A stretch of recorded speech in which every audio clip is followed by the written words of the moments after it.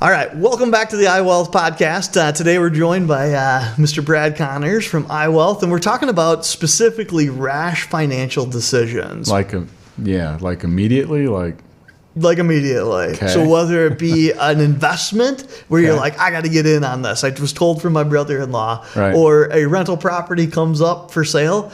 Talk me through when people make those type of rash financial decisions and then they show up on your radar. What are some of your strategies and approaches for that? Because you get to hear about it fairly often. Yeah, the first thing that popped in my head when you asked me this was timeshares. Timeshares. That's a good rash financial decision. I have clients that come in like they're traveling and they're at this beautiful resort and then they sit down. I think some of the best salespeople in the world are timeshares. Yeah, and so I can name a dozen clients that really dislike owning their timeshare, but they made a rash decision and they bought that timeshare and then they have regrets after it. So yeah, it happens. It happens with buying a stock.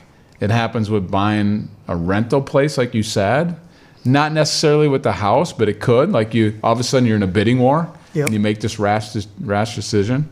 Here's what I know personally, and I've told my family this and my team, quite frankly. When I push for something to win, like when I make a rash decision, like I'm pushing, like this needs to happen, it always backfires.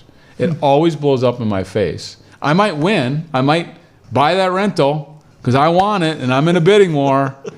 And 3 years later, I'm like, why do I own this thing when it's sucking the money out of you, because needs a roof or whatever.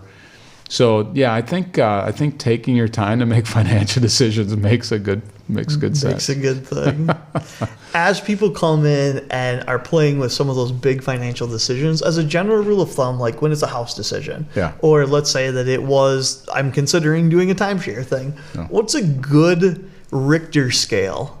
Right? Okay, I've thought about this for a day. I've thought about this for a month. I've thought about this for 2 years, right?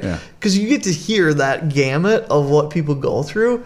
What is a good Richter scale or a telltale sign that you're actually ready to make some of those larger financial decisions? Yeah, good question. A lot of it revolves around how I'm feeling, and what I mean is what's the response and body language I'm getting when I'm asking follow-up questions like, why do you want that timeshare? Do you think you'll go back every year? Are you going to use it with your kid? And based upon those answers, a lot of times I can feel like, hey, they haven't thought this through. Or if they come in and they've ran it by 3 different people and they're still confident that they need to do it, maybe they're ready to do it. Like they've thought about it and took some time around it. Sure.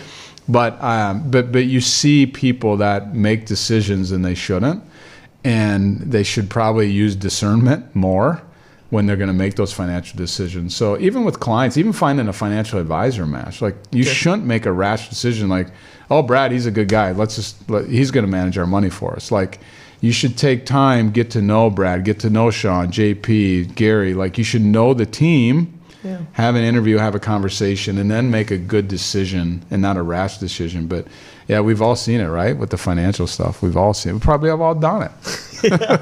I wonder if it's a little bit like marriage.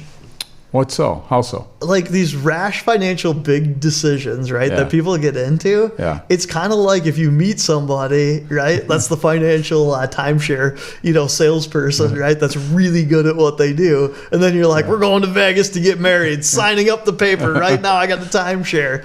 Maybe it follows the same pattern of marriage where taking the time to do that courtship. Right. Maybe it follows. What's your thought on that? Well, I mean, what my visual is like, so I'm single. I find a lady like on Farmers Only. Okay. And we go out on a date. Like how long before we get like I propose to her, right? Yeah. How long you should probably take your time a little bit. Yeah, probably shouldn't be flying to Vegas in the next 30 days. Yeah, so maybe house decisions and timeshares and whether or not you get a dog. Right. Maybe it follows that same. Right. On a serious note, there's bankers out there willing to give you a loan if you have good credit and things. And so sometimes that can be a false narrative in your head where you're like, well, I can get a loan for it, or I've got equity, I can do this. That doesn't mean it's a good decision, financial decision to buy that rental. Yeah. Just because you can have equity and can get a loan for it, you know? So yeah, you need to make sure that you have discernment and talk to the right people and go through it. So yeah, discernment, that's the word of the day. I like it. I like it. Farmers only, Matt. I didn't know where the Never been there, but I heard it's a good site. Anyway, all right, we'll see you back here next time on the iWealth podcast. All right, thanks, Matt.